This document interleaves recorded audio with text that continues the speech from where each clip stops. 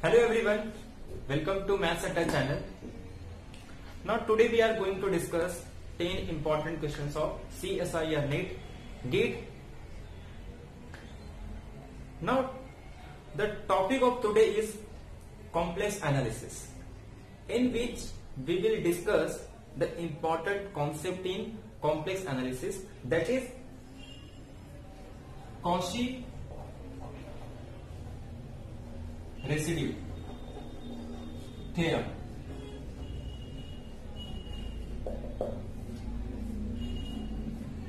Now today we will discuss this topic, that is Cauchy residue theorem.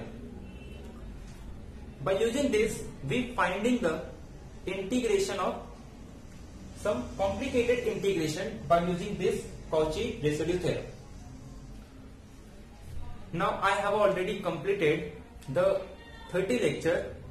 That means कि जो ये कह सकते हैं कि जो हमारा जो ये 60 डे चैलेंज की जो आधी जर्नी है वो खत्म हो चुकी है. ठीक है, द ओनली जो हाफ जर्नी वो हमारा भी रिमेनिंग.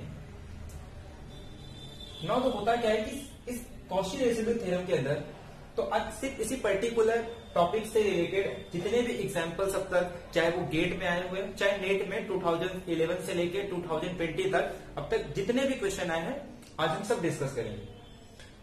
अब पहले समझते हैं कि what is a Cauchy residue theorem. Cauchy residue theorem से दैट कि let suppose D is a some, let D is a simply connected domain, simply connected. मान लेते हैं कि D एक सिंपली कनेक्टेड डोमेन है and C is close contour lie inside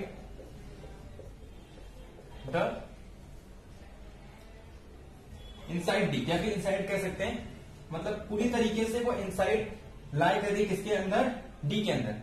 जैसे कि फॉर एग्जांपल ये हमारे पास कोई एक D सिंपली कनेक्टेड डोमेन है और इसके अंदर कोई एक,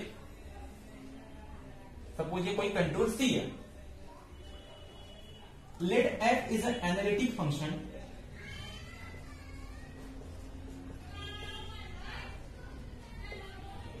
everywhere but finitely many.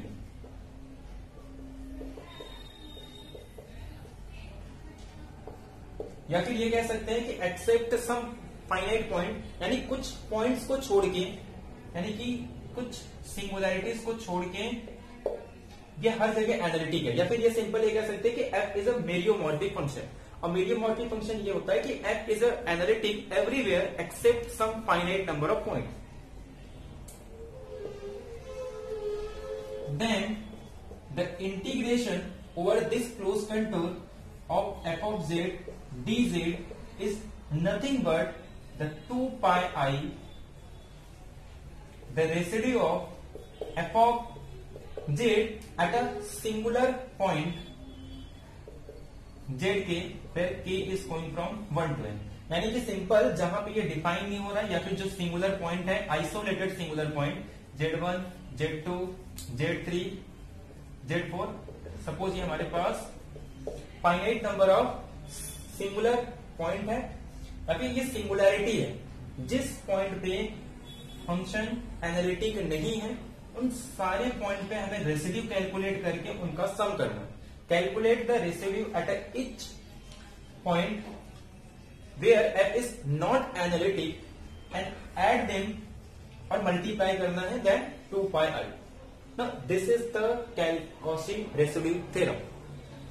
तो Cauchy residue theorem हमारे पास सिंपल क्या कहता है कि अगर हम suppose take any simply connected domain where f is analytic over the domain D except some finite number of points and take the contour C, which is closed contour, lie inside the domain D, then the integration over a closed contour of f of z is nothing but calculate the residue of f at each singular point or where f is not analytic and add them and multiply by a scalar 2 pi I.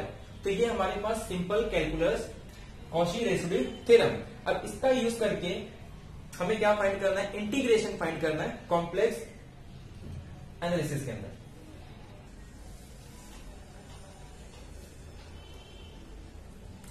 Now तो जो first question है वो ये कह रहा है कि let f of z की एफ ऑफ जेड की जो वैल्यू है, the f of z is summation z raise to n where n is going from 0 to 15। ये हमारे पास एक एफ ऑफ जेड गिवन है और हमें कैलकुलेट करना है 1/2 pi i integration over close contour c f of z dz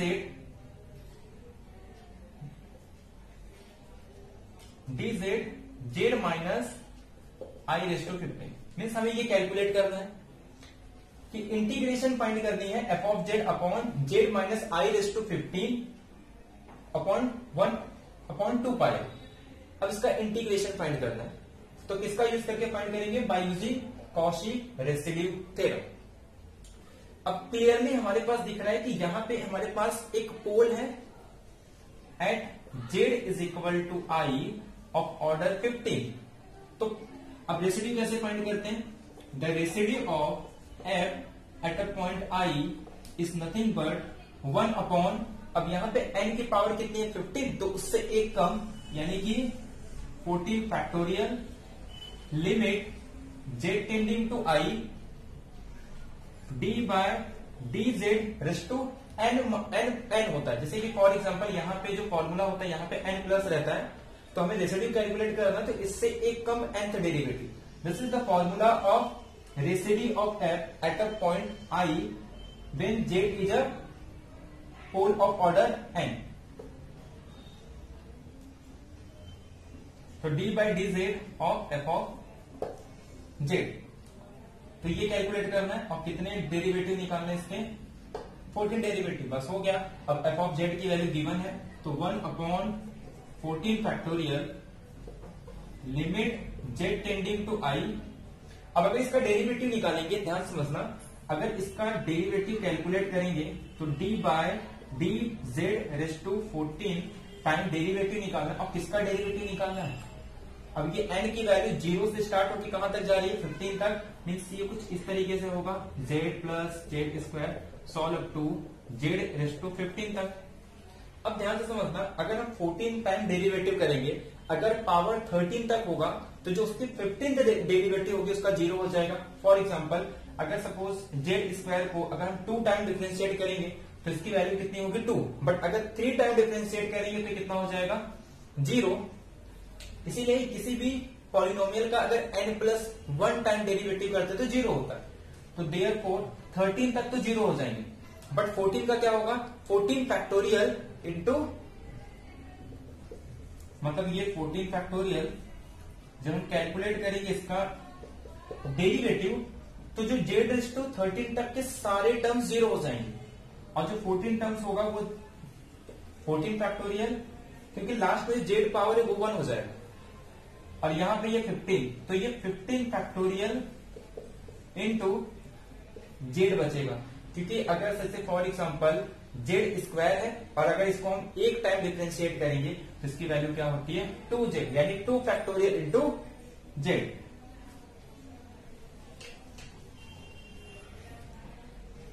तो अब सिंपल 14 कॉमन ले लेंगे, तो 14 फैक्टोरियल से 14 फैक्टोरियल कैंसिल, सिर्फ यहाँ पे 1 बचेगा और z के प्लेस पे i पुट कर देंगे, तो यानी कि 15i। और हमें इंटीग्रेशन फाइंड करना है, तो इंटीग्रेशन का सिंपल फॉर्मूला क्या होता है 2 पाई आई इंटू ये जो भी आंसर होगा।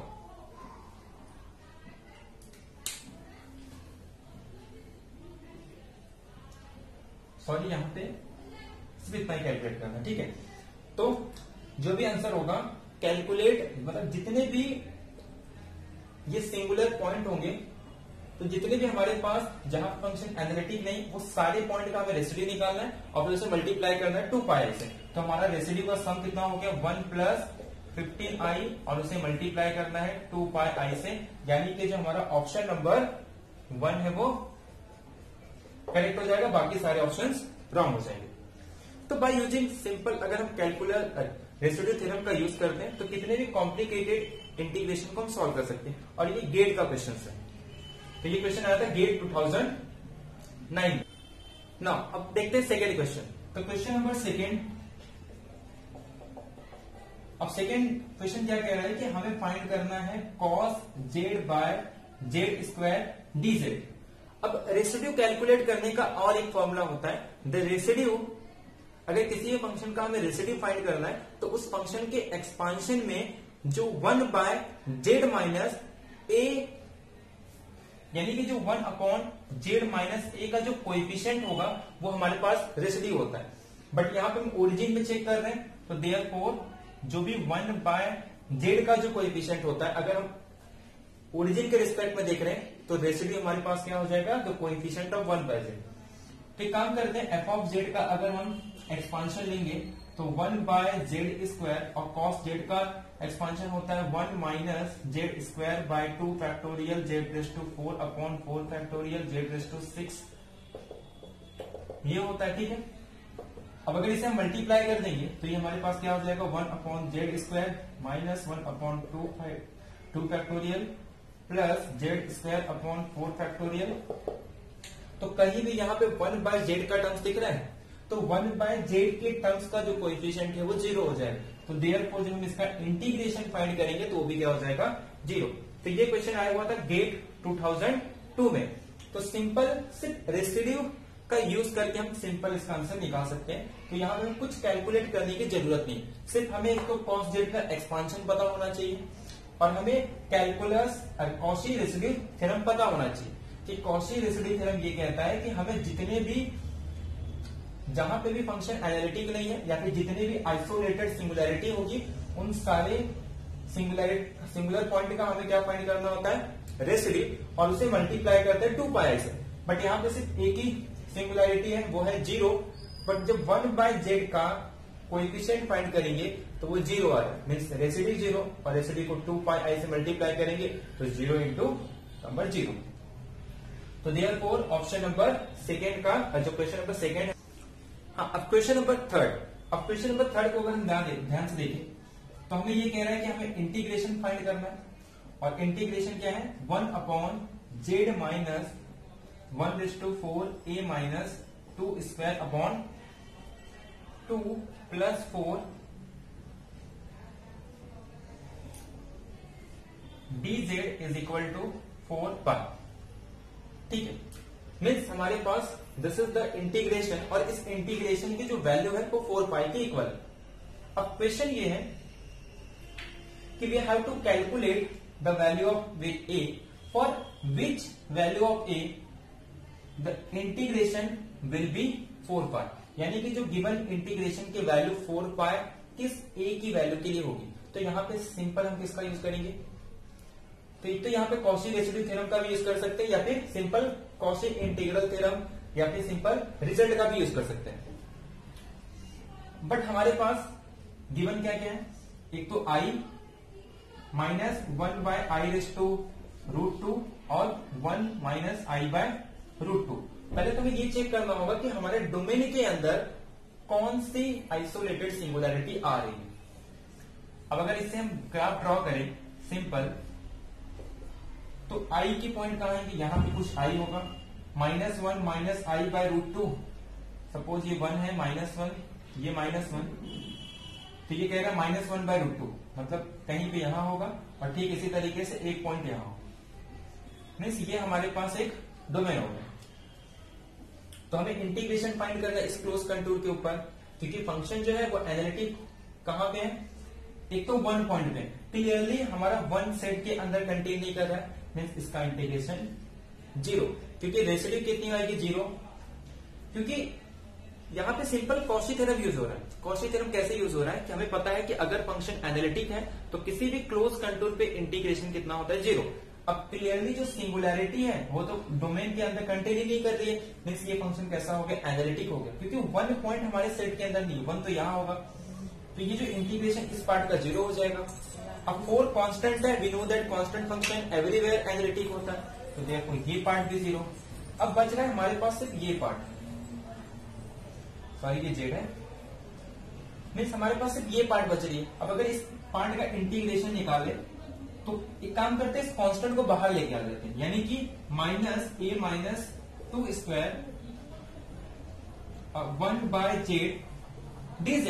And we already know that कि इसका इंटीग्रेशन हमने इतने बार यूज किया है कि इसका जो आंसर होता है वो कितना होता है 2πi, यानी कि ये हमारे पास 2πi आंसर होता है।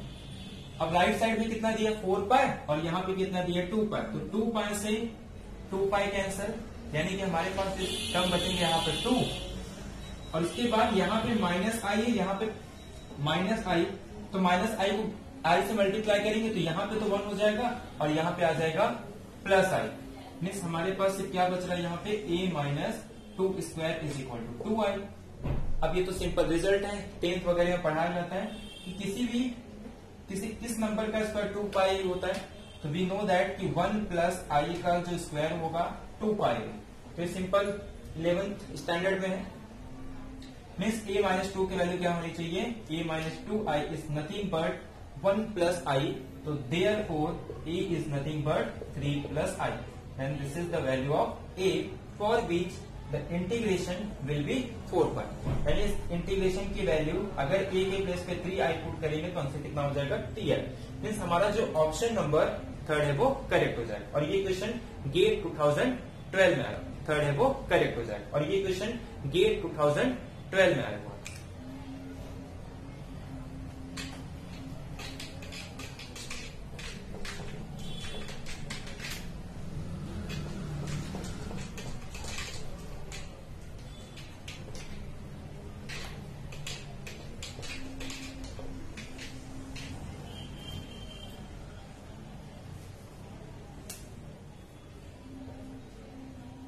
अब जो नेक्स्ट क्वेश्चन है, तो question number 4, total question number 304 है और आज के क्वेश्चंस की बात करें तो ये क्वेश्चन नंबर 4। अब क्वेश्चन नंबर 4 में ये कह रहा है कि आई एक इंटीग्रेशन है, हमें इंटीग्रेशन की वैल्यू निकालनी है जो कि f of z upon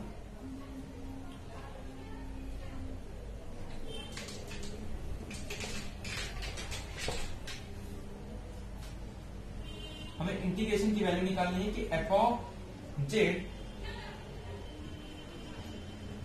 upon z minus 1 z minus 2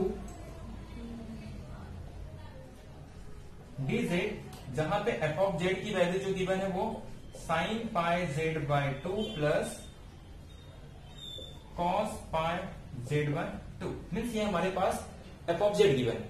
अब क्लियरली अगर हम देखें तो z इज इक्वल टू 1 और z इज इक्वल टू 2 पे ये फंक्शन एनालिटिक नहीं है, मतलब हमारे पास जो आइसोलेटेड सिंगुलैरिटी है वो क्या होगी, z इज इक्वल टू 1 और z is equal to 2। But हमारे पास डोमेन क्या गिवन है कि एक रेडियस है, 3 रेडियस का एक सर्कल है जिसकी सेंटर कहां पे, ओरिजिन पे। अब क्लियरली 1 और 2 दोनों कंटेन करते हैं किसके, अगर हम 3 रेडियस का एक सर्कल बनाते हैं एट अ सेंटर 0 पे तो 1 और 2 दोनों कंटेन कर रहे हैं, इसका मतलब हमें दोनों पॉइंट पे रेसिड्यू फाइंड करना है। तो देयरफॉर जो हमारा आंसर होगा integration will B 2πi into residue of f at a 1 plus residue of f at अ 2। तो ये हमारा सिंपल इंटीग्रेशन की वैल्यू हो जाएगी। अब कैलकुलेट करते हैं रेसिड्यू की वैल्यू, तो देयरफॉर 2πi, अब किस पॉइंट पे इंटीग्रेशन निकालना है, रेसिड्यू निकालना है 1 पॉइंट पे, तो therefore limit z tending to 1 और यहां पे लिखते हैं z minus 1 f of z upon z minus 1 into z minus 2। ऐसे similarly limit z tending to 2, अब जैसे यहाँ पे z माइनस 1 कैंसिल होगा, यहाँ पे z माइनस 2 कैंसिल होकर सिर्फ हमारे पास f of z upon z minus 1 की वैल्यू बचेगी और यहां से ये टर्म कैंसिल हो जाएगा। अब अगर हम ध्यान से देखें तो मतलब यहां पे हमारे पास ये वैल्यू आ रही है limit z tending to 1 f of z upon z minus 2 plus limit z tending to 2 f of z upon z minus.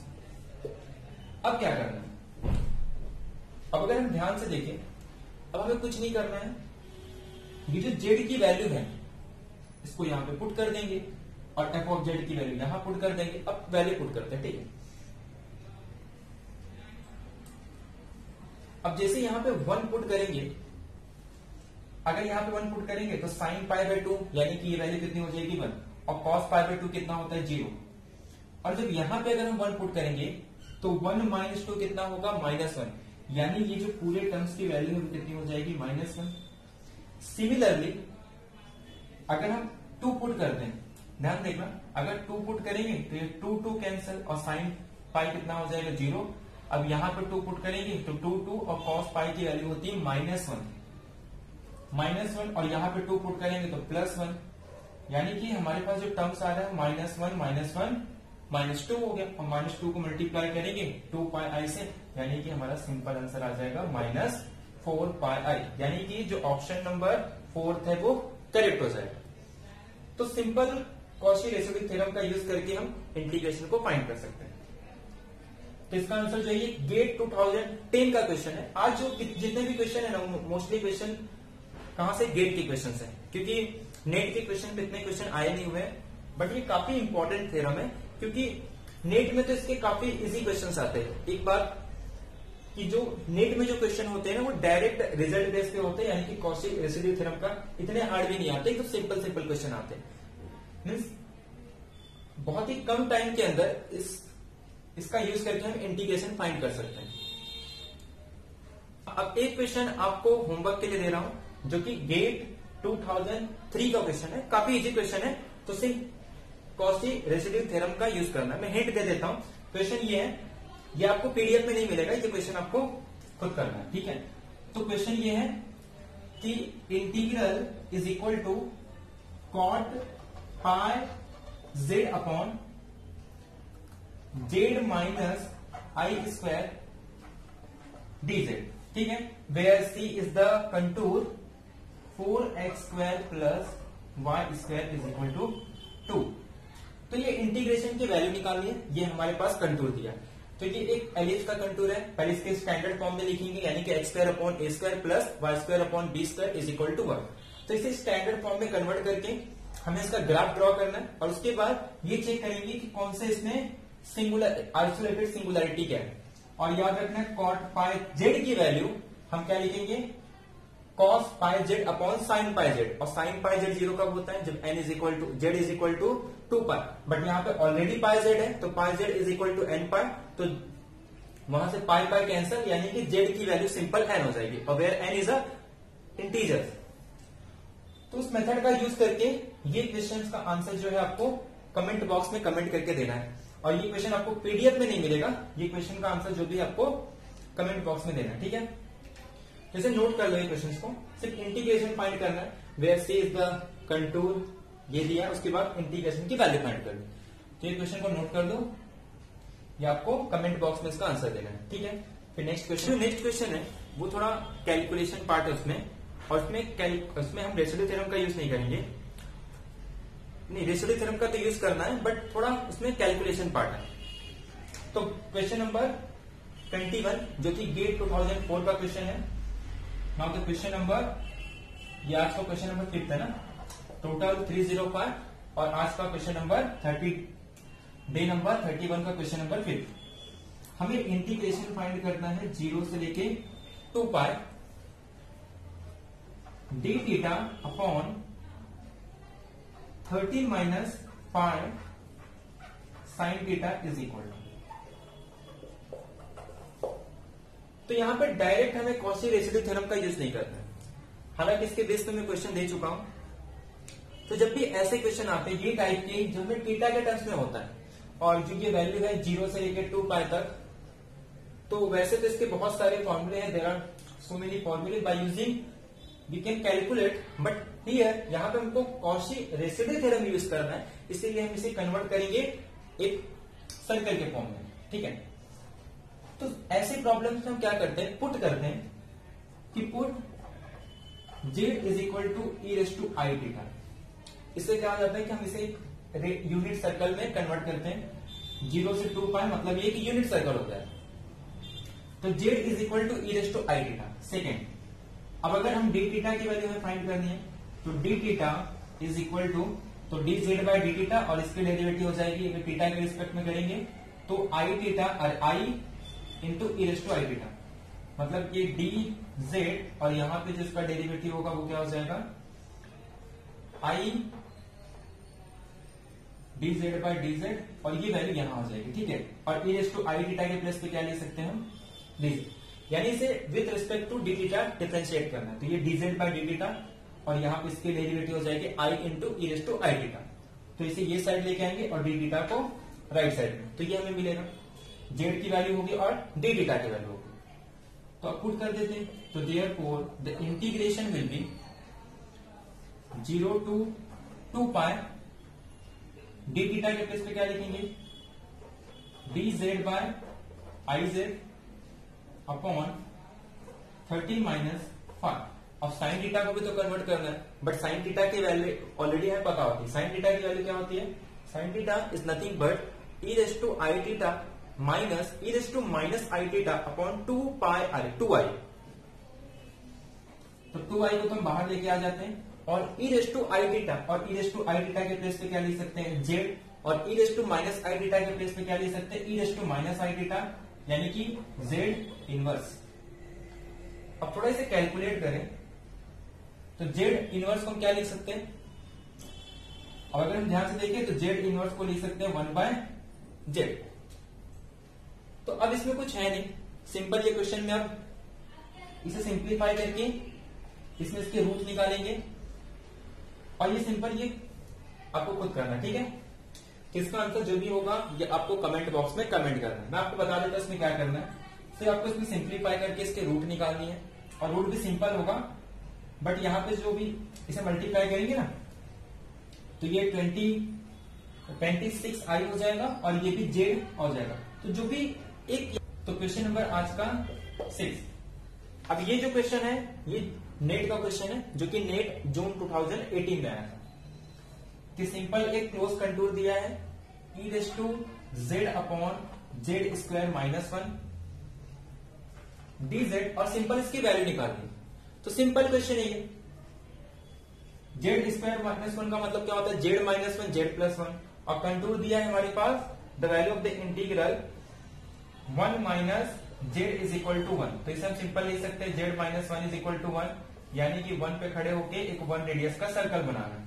तो क्लियरली यहाँ पे -1 तो होगा नहीं, सिर्फ हमारे पास रेसिडी कितनी आएगी, एक ही सिंगुलर पॉइंट आ रहा है वो आ रहा है -1, तो देयरफॉर जो इंटीग्रेशन होगा वो कितना हो जाएगा 2 pi i into the residue of f at a point, कौन सी पॉइंट आ रही है 1, तो सिंपल ये हो जाएगा 2 z tending to 1 e raise to, तो यहाँ पे क्या लिखते हैं z minus 1 e raise to z upon z minus 1 z plus 1 हो गया, बस इसे कैंसिल कर दो 1 पुट कर दो, तो ये सिंपल हो जाएगा 2 पाई आई, ये हो जाएगा ई अपॉन 1 प्लस 1 2, तो 2 2 कैंसिल यानी कि पाई आई हो जाएगा सिंपल। हमारे पास जो ऑप्शन नंबर सेकेंड है ये करेक्ट हो जाएगा, बाकी सारे ऑप्शंस रॉन्ग हो जाएंगे। तो ये था हमारा क्वेश्चन नंबर 16। अब जो नेक्स्ट क्वेश्चन है वो वाइंडिंग नंबर से, ठीक है। तो वाइंडिंग नंबर क्या होता है, सिंपल जैसे कि मैं कह रहा हूं कि अगर ये एक पॉइंट है, ठीक है, अगर ये इस पॉइंट को एक बार कवर कर रहा है मतलब इसका वाइंडिंग नंबर कितना है 1। अगर सपोज ये इसको 2 बार, सपोज एक ही चीज कुछ इस तरीके से 2 बार इस पॉइंट को कर रही है वो भी एंटी क्लॉकवाइज डायरेक्शन में, तो इसका वाइंडिंग नंबर कितना होता है 1। तो वाइंडिंग नंबर का एक फॉर्मूला होता है वो हमारे क्वेश्चंस में गिवन है, जो कि नेक्स्ट क्वेश्चन है क्वेश्चन नंबर 7, या फिर टोटल क्वेश्चन बोले तो question number 300।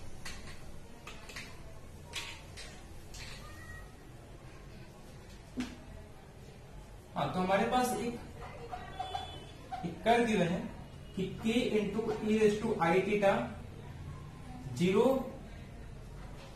Theta 2 pi i, तो हमें वाइंडिंग नंबर कैलकुलेट करना होता है। जैसे यहाँ पे ये k है तो ये k पे डिपेंड करता है कि कितने बार सर्कल को बाइंड कर रहा है। जैसे यहाँ पे ये 1 है तो मतलब 1 बार इसको बाइंड करेंगे, यहाँ पे 2 होगा तो 2, तो जितनी यहाँ पे k होगा वो k पे डिपेंड करता है। और वाइंडिंग नंबर का जो फॉर्मूला होता है 1 अपॉन 2 पाई आई गैमा के 1 बाय डी जेड, और इसका आंसर हमेशा याद रखना कितना आता है k।